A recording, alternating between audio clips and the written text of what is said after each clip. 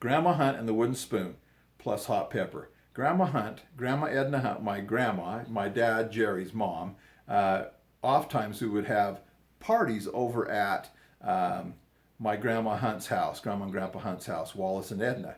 And when we went over there, we had a lot of fun. We would sit around and listen to the brothers tell stories and talk and tell about when they were growing up and all the experiences they had. And it was absolutely fun as heck just to go over and listen to their stories. I remember eating roast beef and hot rolls and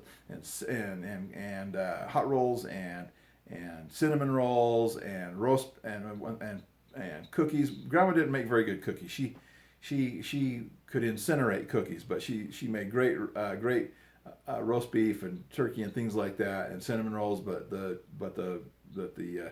cookies were always a little overcooked. I remember. It seems like that's how it was.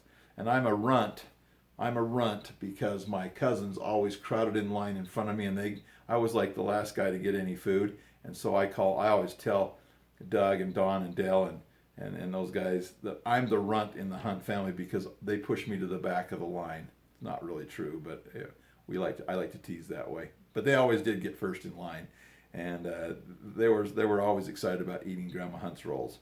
But while we were there telling Grandma, when my dad and his brothers were telling stories there, they'd be swearing quite often. And Grandma would say, "You boys stop swearing or I'm going to get out the wooden spoon and crack you over the head with it or over the knuckles with it," And she broke several wooden spoons over the boys as they grew up. And she says, "And I'm going to put hot pepper in your mouth too." And then she'd go back to her cooking of her food and everything like that. And they would sit in there and just tell stories. It was really, really wonderful. I also loved going down to my Grandpa Hunt's basement and lighting a fire down there and enjoying a fire.